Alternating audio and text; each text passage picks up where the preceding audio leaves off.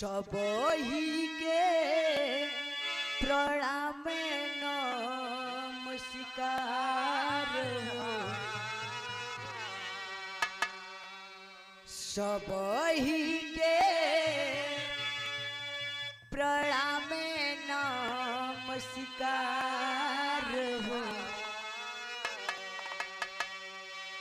और की हाथा बाबू उठाई दो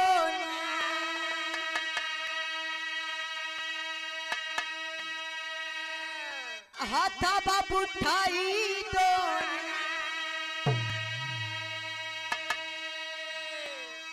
बिहाय आशीर्वाद के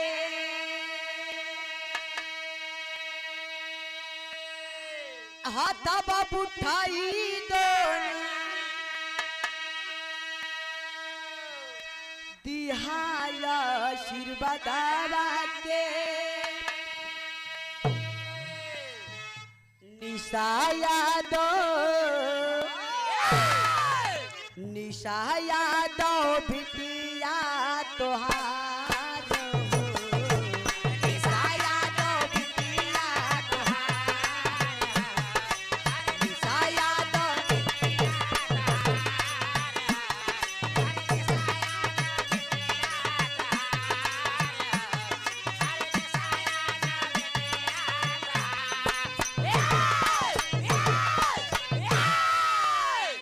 अच्छा बाबूजी सबसे पहले मैं तो हम बतावा का करल गाय खाए के जाए भैया। ए पावन ऐतिहासिक वसुंधरा धरती नागनार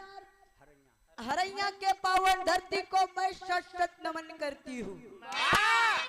और इस कार्यक्रम में उपस्थित पिता तुल्क नौजवान साथियों और हमारे विरह की आनंद लेती हुई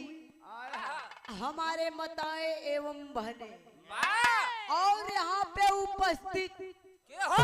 सभी पदाधिकारियों को और गांव के प्रधान को और मुखिया को और बगल में मंच पे क्या बात है बारे भोलेनाथ गुरुजी अभी धोती पहिरताड़न केहर हो बिरहा के भूषण गवैया बिजोड़ गवैया जहाँ तक बिरहा बा वहाँ तक पहचान है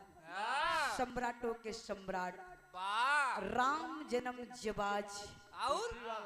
टोपी वाला क्या बात है। मैं उनको उनके पूरे पाठ